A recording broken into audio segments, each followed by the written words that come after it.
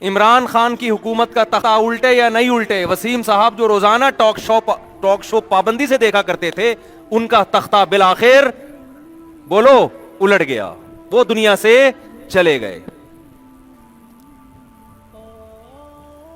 گھریلو مسائل آپ کے حل ہوں یا نہ ہوں، کچھ کے حل ہو جاتے ہیں، کچھ بڑی ہنسی خوشی زندگی گزارتے ہیں، لیکن آپ کے جو مسائل تھے، بیماری تھی نہیں تھی، بالآخر ایک دن مسجد سے اعلان ہوتا ہے، حضرات ایک اعلان سماعت فرمائیے، آج ستار صاحب بھی دنیا، مزہ ستار وسیم میں یہ کہ سبکتگین کس کا نام ہوتا ہے یار، آج بالآخر ستار صاحب بھی اس دنیا سے رحلت فرما۔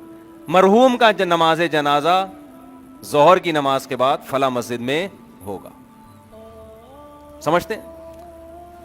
اچھا، جو کام ستار صاحب کر کے گئے تھے وہی ان کی اولادیں دوبارہ سے شروع کر دیتی ہیں، وہی سارے کام کون شروع کر دیتا ہے؟ ان کی اولادیں۔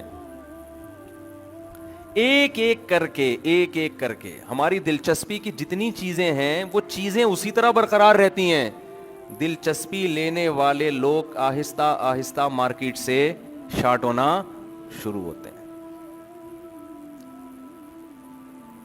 اور بڑے مسائل ہیں لوگوں کے جن میں سب پریشان ہیں، یہ ہو جائے تو یہ ہو جائے تو یوں ہو جائے تو۔ مائیکل جیکسن کا بہت بڑا مسئلہ تھا کہ میں ایسا شو کروں جو دنیا کا سب سے بڑا ہو، بہت سارے شو کیے اس نے، لیکن جب سب سے بڑا شو ہونے لگا تو اس سے پہلے وہی مارکیٹ سے کیا ہو گیا، شارٹ اعلان ہوا۔ حضرات ان کے ایسے اعلان ہوتے نہیں ہیں، ہمارے ہاں ہوتا تو پھر حضرات ہوتا، حضرات ایک اعلان سماعت فرمائیے۔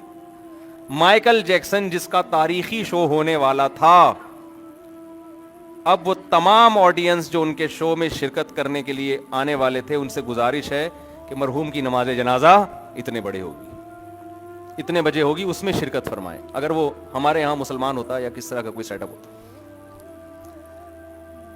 اللہ نے اس دنیا کا جو نام رکھا ہے نا قرآن میں، متاع الغرور، دھوکے کا گھر، قرآن آپ کو ان چیزوں میں دلچسپی سے منع نہیں کرتا، یہ نہیں کہتا کہ ان میں دلچسپی نہ لیں آپ، لیکن قرآن خود ان چیزوں میں دلچسپی نہیں لیتا، وہ آپ کو ادھر سے ہٹا رہا ہے۔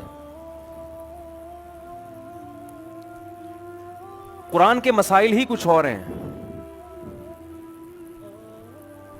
قرآن کہہ رہا ہے کہ جب اللہ تعالیٰ نے تمہاری پیدائش کا ارادہ کیا،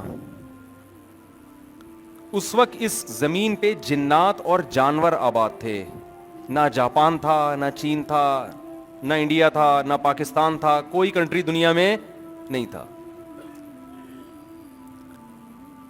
قرآن کہتا ہے ہم نے تمہیں مٹی سے بنایا، آدم کو، اور ان کی پسلی سے اماں حوا کو بنایا۔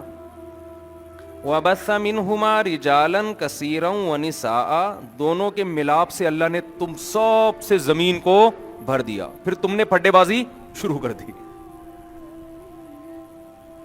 اب تمہاری بہت ساری قسمیں بن چکی ہیں، کوئی بچہ ہے، کوئی بوڑھا ہے، کوئی جوان ہے، کوئی صحت مند ہے، کوئی بیمار ہے، کوئی مالدار ہے، کوئی غریب ہے، کوئی سیاسی سطح پہ کامیاب ہے، کوئی سیاسی سطح پہ ناکام ہے۔ اتنی ساری قسمیں ہیں نا، لیکن اللہ کو تمہاری ان قسموں سے ذرہ برابر بھی دلچسپی نہیں ہے۔ اللہ کہہ رہا ہے کہ میں نے 2 قسم کے لوگ پیدا کیے ہیں، میں صرف یہ دیکھوں گا ان 2 میں سے یہ کس قسم میں پورا اترتے ہیں۔ سمجھ میں آ رہی ہے بات؟ اللہ کے ہاں جو چھلنی ہے نا، جو ترازو ہے، اس میں کتنی قسم کے لوگ ہیں؟ اللہ کو اس سے غرض نہیں ہے پاکستانی ہے یا امریکی ہے، اللہ کو اس سے غرض ہے اما شاکرن و اما کفورا، بس۔ یہ شکر گزار ہے یا یہ ناشکر ہے، بنانے والے کو پہچانتا ہے یا بنانے والے کو بھول چکا ہے۔ اللہ کو اس کے علاوہ میری اور آپ کی ذات میں ذرہ برابر بھی دلچسپی نہیں ہے۔ یہ اتنی بڑی حقیقت ہے کہ آج مغرب کی یلغار کی وجہ سے، لبرلزم کی یلغار کی وجہ سے اس حقیقت کو ہم بھول چکے ہیں۔ انسان سارا دن میڈیا پہ جو خرافات سنتا ہے، دماغ میں وہی خرافات انسٹال ہو جاتی ہیں، وہ یہ بھول جاتا ہے کہ میرا کیا مقصد ہے۔